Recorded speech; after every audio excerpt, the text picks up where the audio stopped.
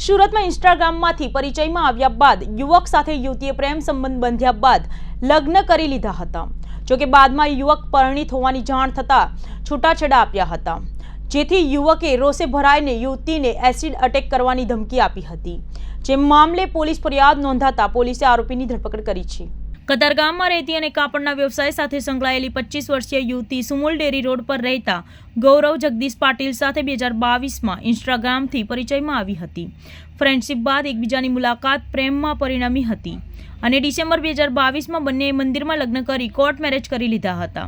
લગ્ન થવા છતાં ગૌરવ આ યુવતીને તેના ઘરે પણ લઈ જતો ન હતો। તપાસ કરતા ગૌરવ પરિણીત હોવાની વાત આવી હતી।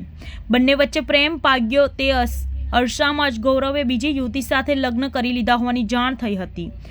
નશાની લતમાં સંપડાયેલા ગૌરવને વ્યસન મુક્તિ કેન્દ્રમાં દાખલ કરાયો ત્યારે તેના પરિવારજનો આ યુવતીના ઘરે આવી હંગામો કરતા યુવતીએ જુલાઈ મહિનામાં નોટરી રૂબરૂ છૂટાછેડા કરાર કરી આપ્યા હતા। છૂટાછેડાના 15મા દિવસે ગૌરવે યુવતીને તેની સોસાયટીમાં આંતરી હતી અને છૂટાછેડા કરાર ઉપર સહી કરી હતી। પ્રેમ કરવાનું બંધ નહીં કર્યું, તારી સાથે લગ્ન કરીશ, તું મારી સાથે લગ્ન નહીં કરે તો એસિડ ફેંકી દઈશ, તું મારી નહીં તો બીજા કોઈની નહીં પણ થવા દઈશ। ધમકી મળ્યા બાદ યુવતી શનિવારે કતારગામ પોલીસ મથકે પહોંચતા પોલીસે 29 વર્ષીય આરોપીની ધરપકડ કરી આગળની કાર્યવાહી હાથ ધરી છે।